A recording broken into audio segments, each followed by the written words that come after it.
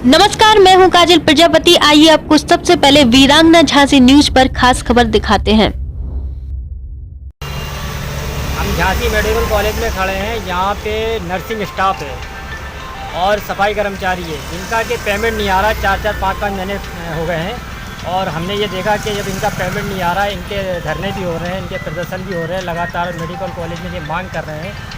इसीलिए हम आए हैं क्योंकि हम ऑल इंडिया सफाई कर्मचारी ट्रेड यूनियन से राष्ट्रीय महासचिव बुंदेलखंड प्रभारी हैं और मेडिकल कॉलेज में आके हमने इनके CMS साहब हैं सचिन मौर्य जी, तो उनसे हमने वार्ता करी तो वो ये कह रहे हैं कि मेडिकल कॉलेज में जो ठेका है उसका तो ये राइट होना चाहिए। उनका भी कहना यही है कि उसका राइट होना चाहिए कि अगर पेमेंट लेट हो रही है, सरकार से पेमेंट नहीं आ पा रही है, तो पेमेंट देखा जाए अगर ठेकेदार किस बेस पे ठेका दिया जाता है। हमें ये नहीं समझ में आता कि ठेका दिया किस बेस पे जाता है। अगर 5-5 महीने पेमेंट नहीं आएगा, कर्मचारियों को पेमेंट नहीं मिलेगा, वो अपना घर कैसे चलाएंगे। और जब उनसे वार्ता करो तो वो ये कहते हैं कि बजट नहीं आ रहा, सरकार के ऊपर कहते हैं। और हम ये कहते हैं कि आपको जब ठेका दिया था तो उनकी वैल्यूएशन इतनी देख लो कि अगर 4-5 महीने पेमेंट नहीं आ रही तो अपनी जेब से कर सको आप।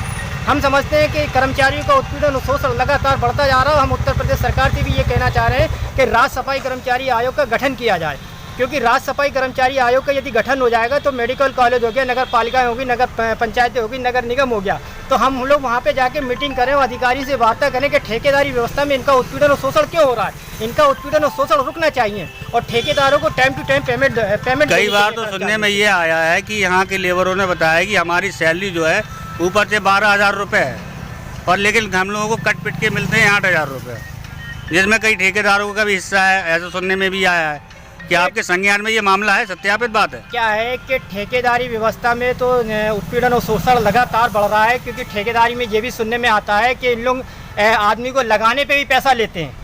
आदमी को लगाने पे, बदलने पे उन्हें धमकी भी दे देते हैं, भाई तुम नहीं करोगे तो दूसरे को लगा देंगे, उससे पैसा ले लेना।